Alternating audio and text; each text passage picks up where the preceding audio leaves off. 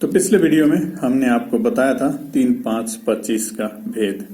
कर्मेंद्रिया, ज्ञानेंद्रिया, मन। तो चलिए इस वीडियो में हम आपको बताते हैं मन का भेद। मन इस संसार में हर एक जीव 84 लाख प्रकार का जीव, आधा जल में आधा थल में, उसमें सबसे श्रेष्ठ प्राणी इंसान, सबके पास एक मन है। मन से क्या होती है? इच्छा। हमारी इच्छा क्या है? सांसारिक वस्तु। इस संसार में जो हम अपनी आंखों से देखते हैं, कान से सुनते हैं, जीवों से स्वाद लेते हैं, वही हमारी इच्छा है। यदि कोई किसी की इच्छा बहुत सारा पैसा कमाना है, ऐश्वर्य आराम, लग्जरियस, ऐश्वर्य, तो ये सांसारिक, ये सब इस संसार में जो अवेलेबल है चारों ओर, जो विज्ञान ने विकास किया है, हर एक वस्तु हमारी इच्छा है, सांसारिक इच्छा। इच्छा क्या है? इच्छा ही माया है। माया क्या है? ये सांसारिक वस्तु जिनसे हम जुड़े हुए हैं। इन सांसारिक वस्तुओं से जुड़े हुए हैं, इसका मतलब माया से जुड़े हुए हैं। अपनी इच्छा, अपनी इच्छाओं से जुड़े हुए हैं, अपनी इच्छाओं के अधीन में है। अपनी इच्छा परिपूर्ति करने के लिए हम कर्म करते हैं। इच्छा किसकी होती है? मन की। मन से इच्छाएं होती है। तो चलिए हम आपको बताते हैं कबीर की वाणी, मन के मते न चालिए। कबीर ने कहा है मन के मते न चालिए। इसका मतलब आप मन के हिसाब से मत चलो। क्यों? मन ही प्रपंची, मन ही निरंजन, मन ही है ओमकारा। प्रपंची से यम को जानो, यमराज, निरंजन आप सबको मालूम है, कृष्ण, और ओमकारा सबको मालूम है, शिव। तो मन ही यमराज है, मन ही कृष्ण है, मन ही शिव है, मन ही प्रपंची, मन ही निरंजन, मन ही ओमकारा। तो मन के मते क्यों नहीं चलना चाहिए? क्योंकि मन ही काल है। मन आपको कब कहां पे फंसा दे इसका कोई भरोसा नहीं। मन ही आपको लाभ कराता है और मन ही आपको हानि कराता है। किसी का मन किया आज कहीं घूमने जाने के लिए, रास्ते में कहीं पे एक्सीडेंट हो गया। मन की इच्छा थी घूमने जाने की, लेकिन मन को ये पता नहीं था कि रास्ते में एक्सीडेंट होने वाला है।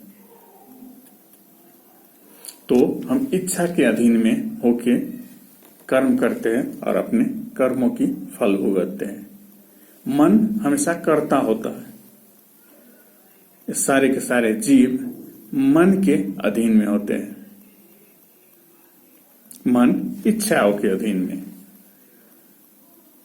तो मन करता है। इसलिए कबीर कहते हैं मन के मते न चालिए। मन आपको कभी भी किसी चीज में अगर उलझाए रखता है, आपका मन किसी चीज में बहुत ज्यादा आसक्त है, तो आप हमेशा उसी चीज के पीछे भागते हैं, उसी चीज में लगे हुए रहते हैं। आपका मन उसी चीज से जुड़ा हुआ रहता है। आप इतने होश में नहीं रहते हैं कि वो चीज आपको आगे जाकर लाभ करेगा या हानि, जिन्हें एडिक्शन कहते हैं। आदत, किसी की अच्छी आदत तो किसी की बुरी आदत। आदत मन की होती है, इच्छाओं की आदत। किसी को दारू की आदत, किसी को पैसे की आदत। वो जितना भी पैसा कमा ले और पैसा कमाने का मन करेगा, रोज दारू पिएगा, उसे और दारू चाहिए। इच्छा परिपूर्ति न होने पर क्रोध उत्पन्न होता है। तो ये था मन का भेद। मन के 5 विकार हैं: काम, क्रोध, लोभ, मोह, मद। तो ये 5 विकार मन के हैं, काम, क्रोध, लोभ, मोह, मद।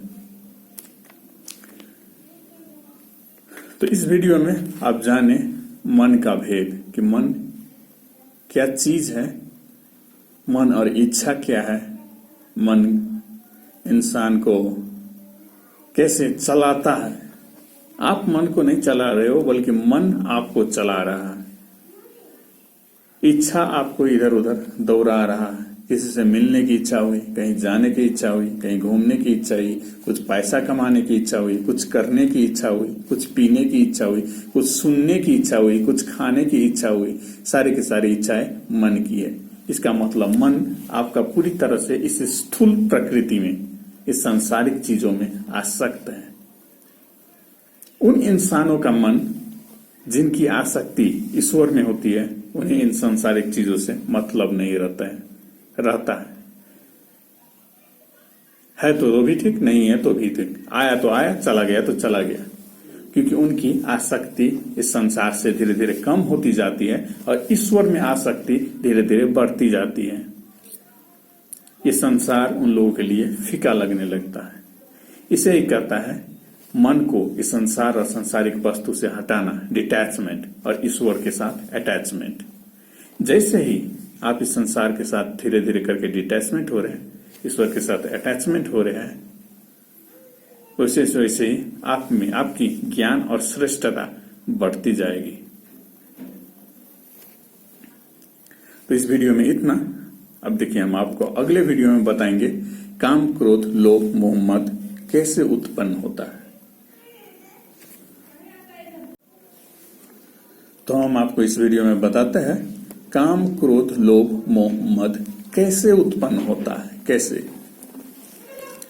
ये मन किस तरह से चलता है, मन का स्वभाव कैसा है, ये हम आपको बताते हैं। सबसे पहला चीज है काम। आपके मन में काम क्यों उत्पन्न होता है, किस लिए? कहीं पे सुंदर नारी देखी तो काम उत्पन्न हुआ। सोचो, इस संसार में अगर नारी नहीं है, केवल नर ही है, किसी के मन में भी कभी भी काम उत्पन्न नहीं होगा। काम क्यों उत्पन्न होता है? काम का आधार है नारी। कहीं पे सुंदर नारी देखी तो मन में इच्छा जागी, भोग विलास की, तन में काम उत्पन्न होता है। दूसरा, क्रोध। मन में क्रोध क्यों उत्पन्न होता है? चलिए, आज हम एक दोस्त के पास गए थे कुछ मांगने, उसने नहीं दिया और मुझे गुस्सा आ गया। क्यों? क्योंकि इच्छा परिपूर्ति नहीं हुई। इच्छा, चाहे वो किसी प्रकार की इच्छा क्यों ना हो, चाहे आप किसी से कुछ मांगने जा रहे हैं, आप किसी से किसी वस्तु की आस लगाए बैठे हैं, आप क्या कहीं पे जाके किसी से कुछ वस्तु चाहते हैं, या कुछ पाने की इच्छा है, कुछ बनने की इच्छा है, कुछ बनाने की इच्छा है, किसी प्रकार की इच्छा, कुछ खाने की इच्छा है, कुछ पीने की इच्छा है, दोस्त, रिश्तेदार, परिवार, किसी से कोई जुड़े हुए हैं, किसी प्रकार का आस, इच्छा, आशा लगाए हुए बैठे हैं। अगर इच्छा परिपूर्ति नहीं हुई तो मन में परिवर्तन आता है। इच्छा का संबंध, इच्छा की पूर्ति अपूर्ति का संबंध क्रोध से है। इच्छा परिपूर्ति हुई तो खुश हो गए, इच्छा परिपूर्ति नहीं हुई तो गुस्सा आया। तो इच्छा की पूर्ति अपूर्ति का संबंध क्रोध से है। इस तरह से क्रोध उत्पन्न होता है। इच्छा अपूर्ति होने पर खुशी मिलती है मन को, अगर कोई उसकी इच्छा पूरी कर दे। दुखी होता है, क्रोध उत्पन्न होता है अगर कोई उसकी इच्छा ना पूरा करे। तो तीसरा है लोभ। लोभ क्यों उत्पन्न होता है? लोभ का संबंध है ऐश्वर्य से, धन से। लोभ का संबंध है ऐश्वर्य से, धन से। ये दो वस्तु इस संसार में लोभ उत्पन्न कराता है। किसी के पास बहुत सारा पैसा है लोभ उत्पन्न होता है उन जीवों को, उन इंसानों को जिसके पास कम पैसा है।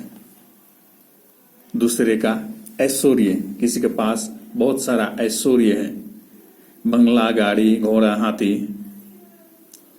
देख के उन जीवों को, उन इंसानों को लोभ उत्पन्न होता है जिनके पास नहीं है, कि काश ये वस्तु मेरे पास भी होता। तो आप जान गए लोभ का भी, मन में लोभ क्यों उत्पन्न होता है, कैसे उत्पन्न होता है, क्या वस्तु, क्या चीज मन में लोभ उत्पन्न कराता है। मोह, मन में मोह क्यों उत्पन्न होता है, मन को कब, किस तरह से, कैसे मोह की उत्पत्ति होती है। चलिए, घर परिवार में तो आपको लगाव रहता ही होगा किसी न किसी से, अपने माता पिता से, भाई बहन से, या किसी न किसी से जो आपके घर परिवार में रहते हैं, दोस्त महिम, लगाव रहता है, किसी न किसी तरह का अटैचमेंट। चलो, आपको किसी ने मदद कर दिया कष्ट के समय में, किसी की जरूरत के समय में मदद कर दिया, किसी के कोई आपको मारने आ रहा था उसने बचा लिया, तो ऐसे मन में मोह उत्पन्न होता है उसके प्रति। तो इसे कहते हैं मोह। तो ये मोह कब और कैसे उत्पन्न होता है, लगाव से। अगर आपको किसी से किसी प्रकार का लगाव है तो उसके प्रति मोह उत्पन्न होगा। मद, ये पांचवा विकार है, अहंकार, इसे अहंकार भी कहते हैं। अहंकार, ये अहंकार क्यों उत्पन्न होता है, तो अहंकार को उत्पन्न, कोई अहंकार कहता है, कोई अहंकार कहता है, वही है। मद का मतलब होता है अहंकार। ये अहंकार क्यों उत्पन्न होता है, मन में अहंकार कब आता है। चलिए, आप बहुत ज्यादा ज्ञानी हो गए हैं तो उसे हो गया ज्ञान का अहंकार, क्योंकि जो भी उसके आसपास है वो उससे छोटे हैं, उससे कम ज्ञानी, अभिमान। चलिए, आपके पास बहुत ज्यादा पैसा है तो हो गया पैसा का अहंकार। आपके पास बहुत ज्यादा ऐश्वर्य है, ऐश्वर्य का अहंकार। आप बहुत ज्यादा सुंदर हैं, सौंदर्य का अहंकार। तो ये कारण है कि आप में अहंकार क्यों उत्पन्न। चलिए, आपने किसी देश का राष्ट्रपति बन गए, Nepal, America, Japan, Switzerland, France, कहीं का मिनिस्टर बन गए या किसी बड़े पद पे पहुंच गए, वो भी अहंकार उत्पन्न करता है। तो जब आप किसी बड़े औहदे पे पहुंच जाते हैं और कोई वस्तु किसी की तुलना में अधिकतम मात्रा में हासिल कर लेते हैं, वही चीज, वही वस्तु, वही पद, वही सौंदर्य आप में अहंकार उत्पन्न करता है। तो ऐसे मन को अहंकार मिलता है जब कोई बड़ा बन जाता है किसी भी चीज से, चाहे वो पैसा से बड़ा हो या पद से बड़ा हो या ज्ञान से बड़ा हो, आपके मन में अहंकार उत्पन्न होता है। तो जान के मन के 5 विकार और ये कैसे उत्पन्न होता है। तो चलिए, हम आपको अगले वीडियो में फिर बताएंगे कि इन विकारों पे रोक कैसे लगाए, अपनी दिव्यता और श्रेष्ठता को कैसे बढ़ाए। तो चलिए, हम आप इस वीडियो में आपको बताएंगे काम के बारे में। मन का एक विकार है काम, 5 विकारों में से। इस पे कैसे रोक लगाया जाए। तो किसी भी चीज पे रोक लगाने से पहले ये जानना जरूरी रहता है कि ये उत्पन्न कैसे होता है, इसका आधार क्या है। अगर आपको कारण पता नहीं तो सॉल्यूशन भी पता नहीं, कारण पता है तो उसका समाधान भी पता है। तो चलिए, हम आपको सबसे पहले कारण बताते हैं। काम का संबंध है सुंदर नारी से। कहीं पे आपने सुंदर नारी देखी, मन में भोग विलास की इच्छा जागी, तन में काम उत्पन्न होता है।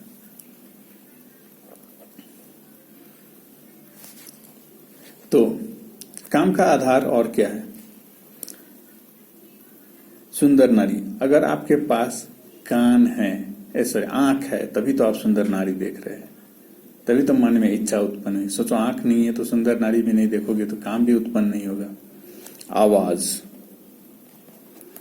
कहीं पे किसी नारी की सुरीली आवाज सुनी, एसेंसुअल साउंड सुनी, काम वासना रिलेटेड आवाज, आजकल इंटरनेट पे बहुत मिलता है,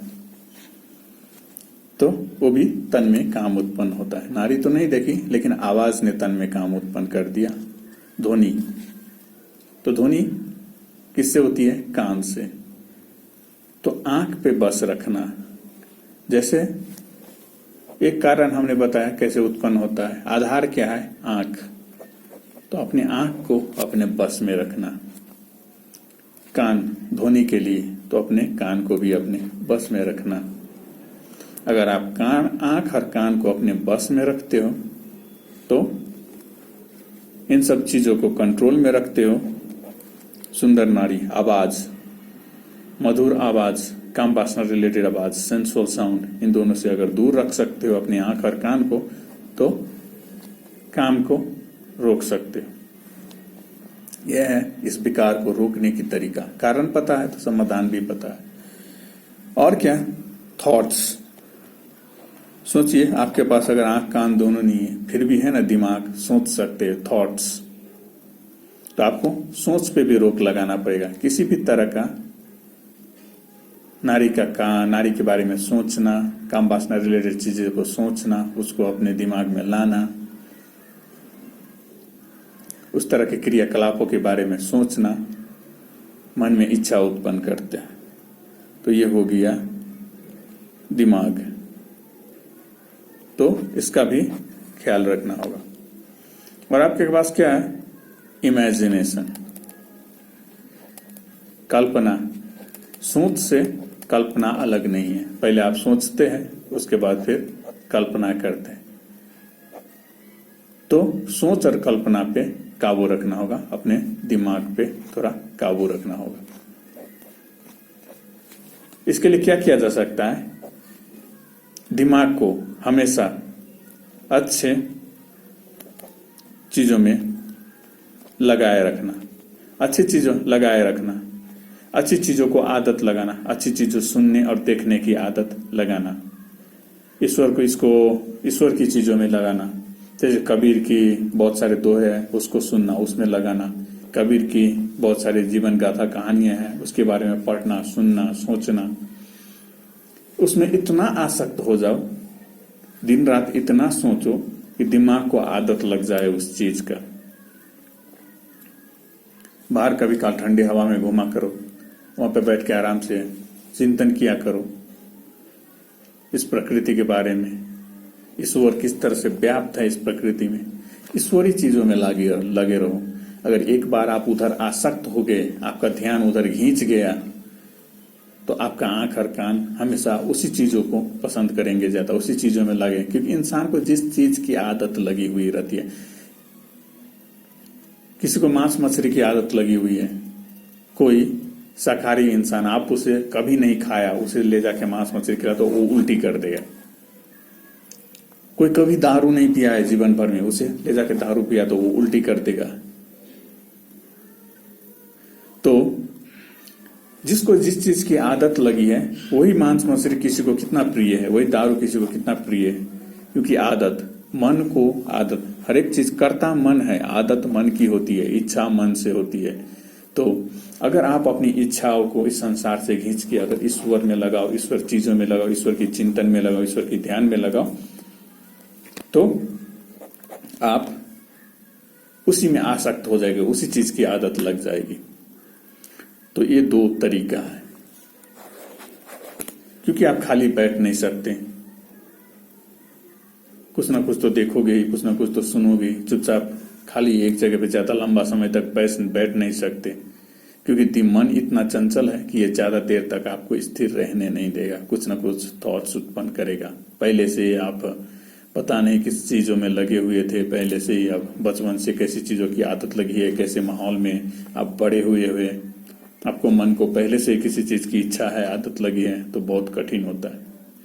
तो ऐसे होता है काम उत्पन्न, और ऐसे आप इस पे रोक लगा सकते हैं। तो अगले वीडियो में आपको बताएंगे क्रोध पे कैसे रोक लगाया जाए। तो चलिए हम आपको इस वीडियो में बताते हैं क्रोध विकार पे कैसे रोक लगाए, इस विकार पे कैसे रोक लगाया जा सकता है, इसका कारण क्या है, कैसे उत्पन्न होता है। पिछले वीडियो में हम आपको बताए थे कि मन के एक विकार है काम, इस पे कैसे रोक लगाया जाए, कैसे उत्पन्न होता है। आज बात करेंगे क्रोध के बारे में। इच्छा की पूर्ति अपूर्ति का संबंध है क्रोध से। इच्छा मन की होती है, क्रोध मन में उत्पन्न होता है, कर्ता मन है, देह केवल आधार है, शरीर अपने आप में कुछ नहीं। सपोज गुस्सा आया, हाथ नहीं है तो कैसे मारोगे, गुस्सा आया टांग नहीं है तो कैसे मारोगे, गुस्सा आया गूंगा नहीं है तो कैसे गाली, गुस्सा आया अगर आप गूंगा हो तो कैसे किसी को गाली दोगे। गुस्से में इंसान क्या करता है, या तो हाथ से मारता है, या टांग से मारता है, या गाली देगा मुंह से, या आप बड़ी बड़ी आंखें दिखाओगे। कोई अंधा है तो वो क्या बड़ी बड़ी आंखें दिखाएगा, किसी आंख नहीं है तो। जो गूंगा है उसको गुस्सा आता है, वो क्या करेगा, कुछ बोल ही नहीं सकता, वो भला क्या बोलेगा, वो बुरा ही बोलेगा। इसको गुस्सा आता है, उसके पास हाथ नहीं है, कैसे मारेगा। तो देह टांग नहीं है, कैसे मारेगा। देह आधार है, देह अपने आप में कुछ नहीं है, कुछ नहीं करता, कर्ता मन है। क्रोध मन में उत्पन्न होता है। इच्छा इसका कारण है। इच्छा की पूर्ति अपूर्ति, पूर्ति अपूर्ति। अगर आपकी इच्छा समय पे पूर्ति हो रही है तो ये कभी क्रोध उत्पन्न नहीं होगा। अगर आपकी इच्छा समय पे पूर्ति नहीं हो रही है, अपूर्ति हो रही है, तो क्रोध उत्पन्न होगा। इच्छा की पूर्ति अपूर्ति। अब हम आपको कुछ उदाहरण देते हैं कैसे। चलिए, आप किसी से इच्छा रखे, आपको बहुत जरूरत है किसी चीज की, आप किसी के पास गए मांगने, किसी के पास वो वस्तु है और उसने सीधा देने से इनकार कर दिया, तो आपको तभी कितना गुस्सा आएगा। कितनी जरूरत थी आपको उस वस्तु की, आपकी कोई काम बिगड़ गया उसके कारण से, कितना गुस्सा आएगा। अगर आप अपने मन को समझा लेते, चलो भाई वो उसका चीज है, दिया नहीं दिया क्या फर्क पड़ता है। इस संसार में आप आसक्त हैं। इस संसार में जरूरी नहीं है इंसानों की हर एक इच्छा परिपूर्ण हो। इस संसार में कबीरा कहते हैं, ये जग है स्वार्थ के माही, इस जग में कोई किसी का नहीं। इस जग में कोई किसी की परमारथ नहीं करते हैं, सब अपने अपने स्वार्थ में फिरते हैं। चाहे वो एक घर परिवार ही क्यों ना हो, सब अपनी अपनी इच्छाओं के पीछे भागते हैं। अगर आप अपनी इच्छा खुद पूर्ण कर सकते हो, आपकी इच्छा स्वयं से है, तो आपके मन में कभी क्रोध उत्पन्न होगा ही नहीं। अगर आपकी इच्छा दूसरों से है, आप दूसरों से जुड़े हुए हो, कोई अपनी इच्छा परिपूर्ति करने के लिए आपको दुख दे सकता है। क्यों? क्योंकि वो अपनी इच्छाओं में आसक्त है और केवल आपसे उसकी इच्छा परिपूर्ति हो सकती है। अगर आप नहीं करिएगा तो क्रोध में वो आपको दुख देगा, मारेगा, मार भी सकता है, आपके को धोखा देगा, आपको ठगने आएगा, आपके साथ बुरा व्यवहार भी करेगा, चतुराई करेगा। क्यों? क्योंकि ये जग है स्वार्थ के माई। इस जग में कोई किसी का नहीं, कोई किसी की परमारथ नहीं करता है, किसी को किसी के सुख दुख से चिंता नहीं है, खुद की सुख दुख से चिंता है, स्वयं की इच्छाओं से की चिंता है। आप पूरा किए तो बहुत अच्छा, नहीं पूरा किए तो बहुत बुरा। मुंह टेढ़ करेगा, आंख दिखाएगा, चेतावनी देगा, तुझे भी कभी जरूरत पड़ेगा मैं देख लूंगा। ऐसे क्रोध उत्पन्न होता है, एक विकार है। इसलिए कहते हैं इस संसार में ऐसा हो ही नहीं सकता कि इस संसार में इंसान क्रोध फ्री हो जाए। क्रोध उत्पन्न होगा ही होगा, इंसानों में क्रोध रहेगा ही रहेगी। कब तक रहेगा? जब तक इस संसार से आप डिटैच नहीं हो जाते और ईश्वर से अटैच नहीं हो जाते। एक बार इस संसार से आप पूरी तरह से डिटैच हो गए, मतलब इस संसार के लिए सन्यासी और बैरागी हो गए, आप इस संसार के लिए निर्दय हो गए, ईश्वर के लिए प्रिय हो गए, ईश्वर के लिए अपना हो गए। आप ईश्वर के संसार में अब जाने वाले हैं, आपकी प्रमोशन होने वाली है। जैसे इस संसार में किसी पद को लेकर प्रमोशन होता है ना, वैसे आपको प्रकृति को लेकर प्रमोशन होने वाला है। आप इस प्रकृति में से किसी दूसरे प्रकृति में प्रवेश करने वाले, तो कहीं दूसरे प्रकृति में जाने के लिए पहले आपको इस संसार को छोड़ना पड़ेगा। जिस दिन आपने छोड़ने की ठान ली, क्या फर्क पड़ता है कोई अच्छा बोले या भला बुरे या बुरा बोले, आपके मन में कभी भी क्रोध उत्पन्न नहीं होगा कि आप कहीं और आ सकता है। इस संसार की किसी भी चीज का कोई प्रभाव ही नहीं है आप पे,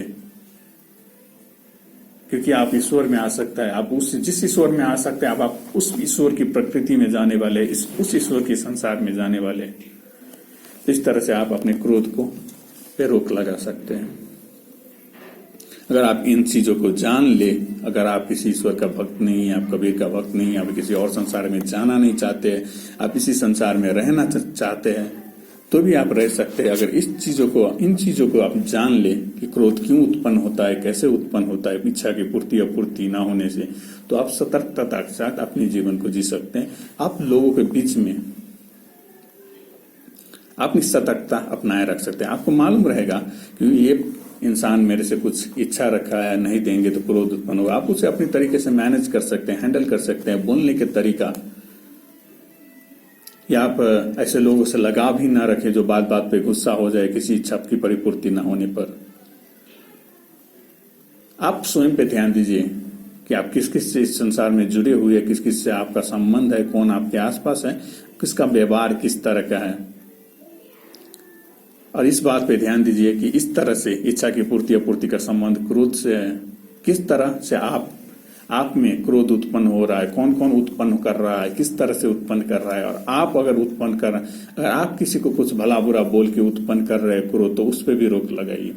तो इस तरह से इस चीज को जानने के बाद आप अपनी क्रोध पे रोक लगा सकते हैं, या आप पूरी तरह से सन्यासी और बैरागी हो जाते हैं, संसार से डिटैच हो जाते हैं। तो ये हुआ क्रोध का भेद, क्रोध पे कैसे रोक लगाया जाए। क्रोध का संबंध केवल और केवल इच्छा की पूर्ति और अपूर्ति से है। कोई आपको मारेगा, क्यों मारेगा? ये तो मन में बदला का भावना रखा होगा, आपने कभी ना कभी उसे क्रोध दिलाया होगा और वो आपको बदले के भावने में मार दिया। तो यही था। अगले वीडियो में हम आपको बताएंगे कि लोभ का भेद क्या है, काम क्रोध लोभ 5 विकार है, हम सब बताएंगे आपको। काम क्रोध लोभ कैसे उत्पन्न होता है और इस पे कैसे रोक लगाया जाए। तो पिछले वीडियो में हम आपको बताए थे क्रोध के बारे में, अभी बात करेंगे लोभ। लोभ कैसे उत्पन्न होता है और इस पे कैसे रोक लगाया जाए। लोभ का संबंध है वो ही इच्छा से। मन में लोभ उत्पन्न होता है, मन करता है, कहीं और नहीं, मन से इच्छा है, इच्छा ही लोभ उत्पन्न कराता है। क्या? तो ऐश्वर्य और पद, पैसा, ये सब लोभ, ऐश्वर्य और पैसा ये सब लोभ उत्पन्न कराता है। किसी के पास बहुत सारा ऐश्वर्य है, धन, गाड़ी, बंगला, हर एक चीज परिपूर्ण है, आपके पास नहीं है, आप देखिएगा तो मन में लोभ उत्पन्न होगा। किसी का बहुत ज्यादा पैसा है, ऐशो और आराम की जिंदगी जी रहा है, आपको भी बहुत सारे पैसा कमाने की इच्छा है, तो दूसरे का पैसा देख के आपके मन में भी लोभ उत्पन्न होगा। उसे कोई भी चीज चाहिए, वो फटाक से खरीद लेता है। आपके पास पैसा नहीं है तो आप क्या करेंगे? नहीं खरीद पाएंगे, आपकी इच्छा अपूर्ण रह जाएगी। इच्छा परिपूर्ति के लिए आप दूसरे का देख के आपके मन में लोभ उत्पन्न होता है कि काश मेरे पास ऐसा ऐश्वर्य, ऐसा पैसा होता। इस पर रोक कैसे लगाया जाए? संतुष्टि, आपके पास जितना है उसी में संतुष्ट रहो, क्योंकि संसार की सारी ऐश्वर्य और पैसा केवल और केवल दुख देता है, दुख का कारण है। दूर से अच्छा लगता है, लेकिन जो अब आपके पास आ जाएगा उसके साथ साथ बहुत सारी टेंशन भी आ जाएगी। अब दे सकते हैं इस दुनिया को उदाहरण, अगर बहुत सारा ऐश्वर्य है तो उसे हैंडल भी है। सपोज किसी के पास 4 तल्ला बिल्डिंग है, दूसरे को देख दूसरों को लोभ आता है उसके देख के कि इसके पास 4 तल्ला बिल्डिंग है, बहुत बड़ी बड़ी गाड़ियां हैं, उसके साथ साथ उसके पास कितना दुख है और टेंशन है वो आपको मालूम नहीं है। क्या दुख है, क्या टेंशन है? रोज इतना बड़ा बिल्डिंग को सफाई करना, सास पुतों की लड़ाई झगड़ा होती है, ठीक से बंगला साफ नहीं करती है। ऐसी भी कहानियां देखने को मिलती है इस संसार में। बड़ी बड़ी बड़ी गाड़ियां हैं, रोज मेंटेनेंस में पैसा खर्चा होता है, बहुत सारा मेहनत करना पड़ता है पैसा कमाने के लिए। पेट्रोल का पैसा खर्चा होता है, एक्सीडेंट हो गया तो हॉस्पिटल का पैसा खर्चा होता है। सोचो जिसके पास ये सब नहीं है, किसी के पास छोटा घर है, गाड़ी तो है ही नहीं, तो किस बात का टेंशन है उसे। वैसे भी इंसान को क्या चाहिए इस संसार में? पहनने के लिए कपड़े, सर छुपाने के लिए छत, food and water. Food and water आपको इस प्रकृति से मिल ही जाता है। तो ये आपको लोभ उत्पन्न करता है। अपने आप अपने मन को बस में रख सकते हैं, समझा सकते हैं कि इन सब चीजों से हमें दुख कष्ट और तकलीफ होता है वो मिलता है। इस संसार में साधु संत को सबसे ज्यादा सुखी माना जाता है। क्यों? क्योंकि वो पूरी तरह से इस संसार के डिटैच है। संसार की कोई भी वस्तु उसे किस प्रकार का दुख नहीं दे सकता, क्योंकि कोई असर ही नहीं पड़ता। उसके पास है तो भी, नहीं है तो भी, क्योंकि उस संसार के लिए बैरागी है, ईश्वर के लिए प्रिय है, संसार के लिए निर्दय। ईश्वर के संसार में आप जाने वाले हैं। आपने कभी सोचा है ईश्वर के संसार की ऐश्वर्य कैसा है? वहां की जिंदगी कैसी है? सोचो, जिसको वो मिल गया, जिसका ध्यान उधर चला गया, जो जान गए कि हम अब इस संसार को छोड़ के किसी दिव्य संसार में जाने वाले हैं, तो इस संसार की सारी वस्तुएं, सारे ऐश्वर्य, सारे पैसा उसके लिए बहुत फीका पड़ गया, कुछ भी नहीं है, झूठ मूठ का। आप अभिमान कीजिएगा कि आपके पास ऐश्वर्य है, पैसा है, वही साधु संत आप पे हंसेगा कि ये मूर्ख है। क्यों? कि आपको अभिमान है इस संसार की सांसारिक वस्तुओं को लेकर। आप केवल इस संसार को जानते हैं, संसारिक इच्छाओं को जानते हैं, इस संसार से जुड़े हैं। वो सन्यासी बैरागी ईश्वर को जानते हैं, ईश्वर से जुड़े हुए, वो ईश्वर की ऐश्वर्य को जानते हैं, वहां के सुख को जानते हैं कि क्या सुख है वहां पे, क्या आनंद है वहां पे। उसके बराबर में ये संसार और आप लोग कुछ भी नहीं है। जिसके पास ये संसार और पैसे का, उसके मन में कभी भी लोभ उत्पन्न होगा ही नहीं कि क्या है संसार और संसार का ऐश्वर्य पैसा, कुछ भी नहीं है उसके लिए। तो ऐसे आप अपने मन को समझा सकते हैं, लोभ पे काबू लगा सकते हैं। संसार की ऐश्वर्य और पैसा सुख नहीं दुख देते हैं। संसार की मिनिमम रिक्वायरमेंट है इंसान की, food and water, cloth and shelter. हाँ, अगर आपको जरूरत है आप मेहनत कर सकते हैं तरीके से। दूसरे के लोभ करने से जरूरी नहीं है आप लोभ करिएगा तो आपको मिल जाएगा। अगर इच्छा है, पाना चाहते हैं, तो मेहनत करके जितना समय आप लोभ में लगाइएगा आपका दिमाग उधर ही खींचा रहेगा। अगर आपका अपना दिमाग अगर मेहनत में लगाइएगा तो आपका दिमाग मेहनत में रहेगा। आपका दिमाग उन्नति और प्रगति करेगा। जितना दिमाग लगाइएगा मेहनत में, मेहनत ही आपको रास्ता दिखाएगा कि आगे की क्या मेहनत क्या किया जाए, आगे की मेहनत किया जाए। लोभ आपके दिमाग को दुर्बल बनाता है, किसी दूसरे की चीज में आसक्त बनाता है, दूसरे का गुलाम बनाता है। मेहनत आपको स्वतंत्रता देगा, मेहनत आपको आगे बढ़ने की रास्ता दिखाएगा। तो इस तरह से आप इन चीजों को समझ के अपने लोभ पे काबू लगा सकते हैं। तो चलिए आज हम इस वीडियो में बात करेंगे मोह के बारे में। मोह कैसे उत्पन्न होता है? ये मन के एक विकार है मोह।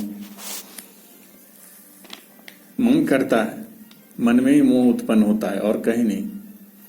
हृदय में उत्पन्न नहीं होता है, दिमाग में उत्पन्न नहीं होता है। हृदय से प्रेम होता है, बुद्धि से ज्ञान होता है, मन से इच्छा होती है, इच्छा का संबंध है मोह, मन का संबंध है मोह से। कहीं पे किसी चीज को देखा और मोह उत्पन्न हो गया। मोह क्या उत्पन्न करता है? सुंदर नारी देख के मोह उत्पन्न हो गया, मोहित हो गए। बाल बच्चे, उनका व्यवहार, उनमें आसक्ति, उनके साथ अटैचमेंट मोह उत्पन्न करता है। मोहित हो गए, आसक्त हो गए। घर परिवार, जैसे माता पिता, पत्नी या भाई बंधु, उनमें आसक्त है, उनके साथ लगाव है, तो मोह उत्पन्न होता है, मोह उत्पन्न कराता है कि किसी न किसी तरह से आप उनके साथ अटैच हैं।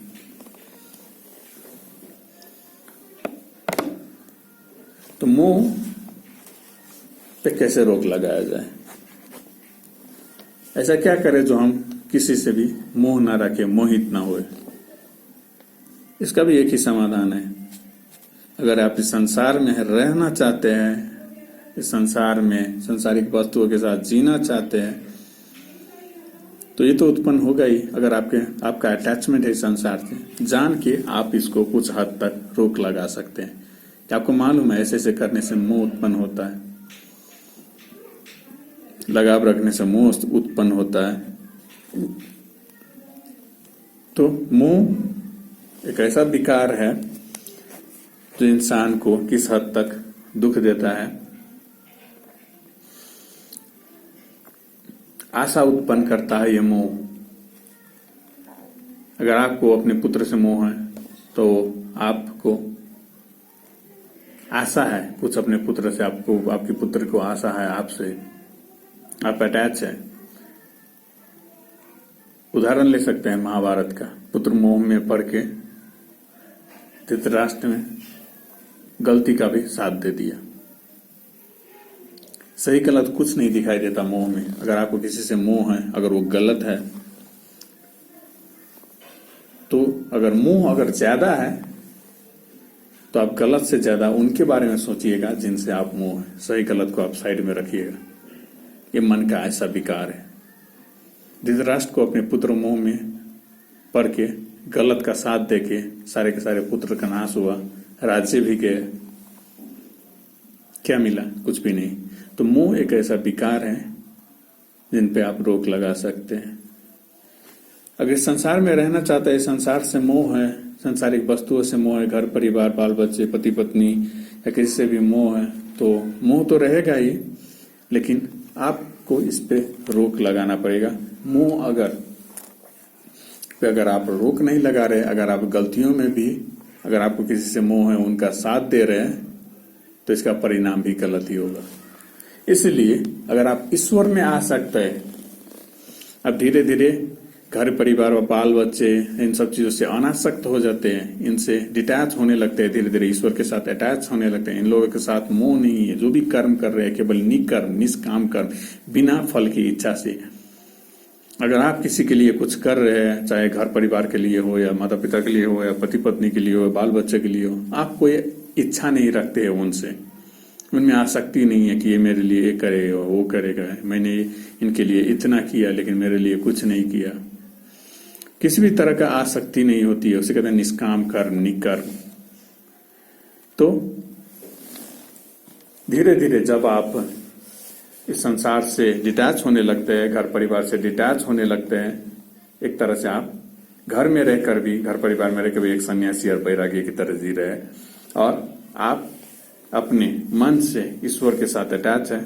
सपोज कोई कबीर की भक्ति करता है तो कबीर के साथ अटैच है, उसका मन उधर खींचा हुआ है, वो केवल ईश्वर की चिंतन करता है, ईश्वर की लोक की चिंतन करता है, ईश्वर की गाथा गाता है, ईश्वर की गुणगान गाता है, क्योंकि उनके सामने ये संसार उसके लिए फीका पड़ गया।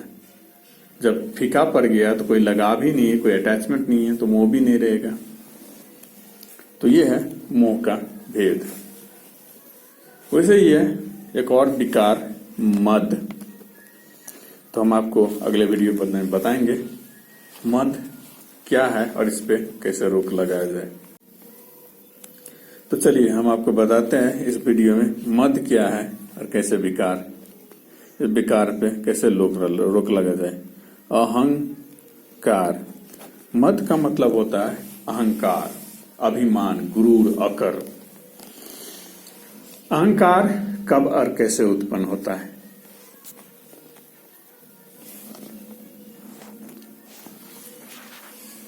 अहंकार कब और कैसे उत्पन्न होता है?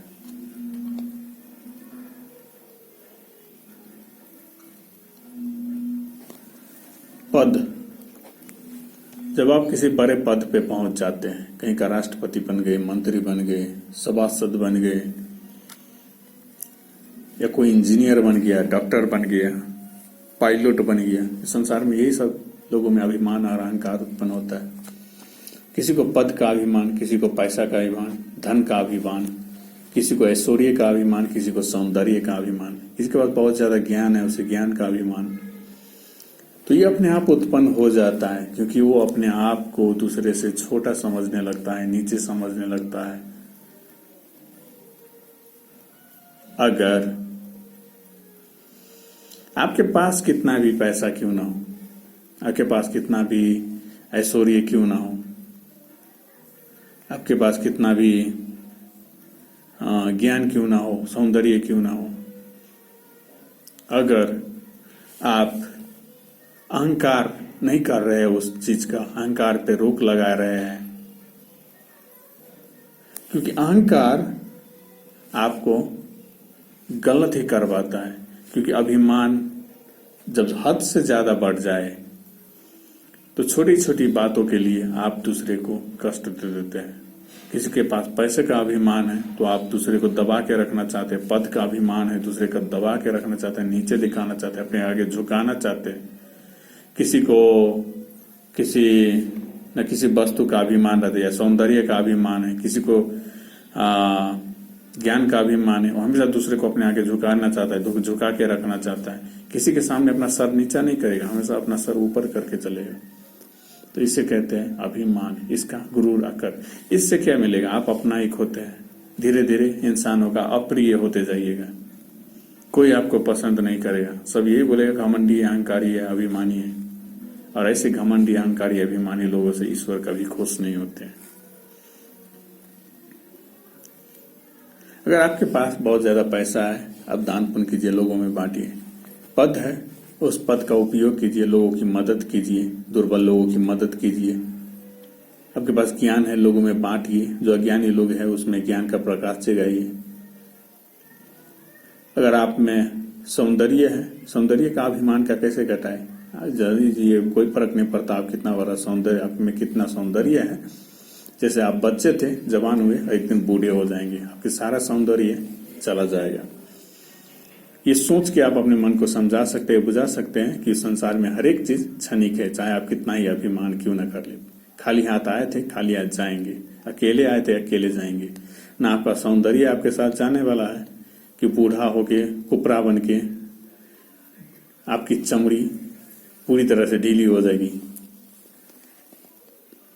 पूरी तरह से कुरूप होके। देखिए बूढ़े लोग कितना कुरूप होते हैं, मिट्टी में ही मिल जाना है, आपको शमशान में ही जाना है। तो किसी भी वस्तु का अभिमान करने से पहले ये सोच लेना चाहिए वो क्षणिक है, क्षण भर के लिए, पल भर के लिए। ये सब वस्तुएं जो अभिमान उत्पन्न कर रहा है, आपको किसी न किसी तरह से इस अहंकार अभिमान को घटाना है।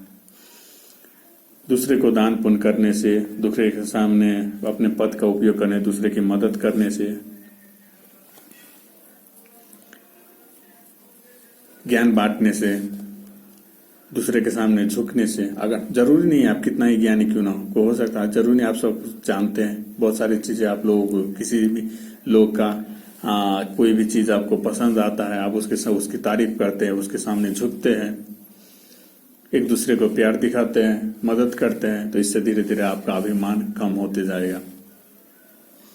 एक इंसान अपना घर का दरवाजा हमेशा छोटा रखता था, क्यों? क्योंकि उसे झुकने की आदत नहीं, वो चाहता था हमेशा उस दरवाजे से जब वो भीतर जाए वो हमेशा झुक के जाए। तो झुकने की आदत डालिए, जरूरी नहीं है सबके सामने झुकना है, उन लोगों के सामने जिनकी बातें आपको अच्छी लगी हो, जो इंसान आपको अच्छा लगा हो। क्योंकि पैसा ही सब कुछ नहीं होता है, पद ही सब कुछ नहीं होता है।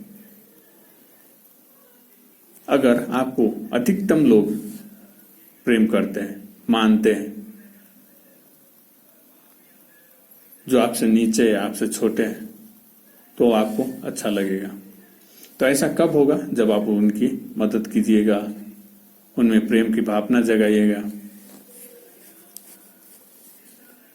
तो ही आप उनका दिल जीत सकते हैं, अभिमान और अहंकार से नहीं। अगर पद का, पैसा का, सौंदर्य का आप उसे अभिमान और अकड़ दिखा रहे हैं तो आप कभी भी उसका दिल नहीं जीत पाइएगा। तो दूसरे के सामने झुकना, दूसरे की मदद करना, दूसरे के साथ मिल बांट के कोई भी चीज करना, दान पुण्य करना, ये सब चीजें आपको आपके अभिमान को घटाएगा। तो इस तरह से आप अहंकार पे रोक लगा सकते हैं। सबसे इन विकारों पे रोक लगाने का सबसे आसान तरीका है सन्यासी और वैरागी की जीवन। 4 दिन की जिंदगी है, एक दिन मरना ही है। अनंत काल में कभी काल ये इंसान का शरीर मिलता है। 84 लाख योनि में घूमते घूमते इसका उपयोग कीजिए, साधु संतों की सेवा में लगाइए, ईश्वर की भक्ति में लगाइए, ध्यान में लगाइए, क्योंकि ईश्वर के सामने, ईश्वर की लोक के सामने, ईश्वर की ऐश्वर्य के सामने, ईश्वर की प्रेम के सामने ये संसार कुछ भी नहीं है। और जिस दिन आप इन बातों को समझ जाइएगा, जान जाइएगा, इन पे विकार धीरे धीरे अपने आप कम होते जाएगा। तो चलिए फिर मिलेंगे अगले वीडियो में। आज के लिए इतना ही।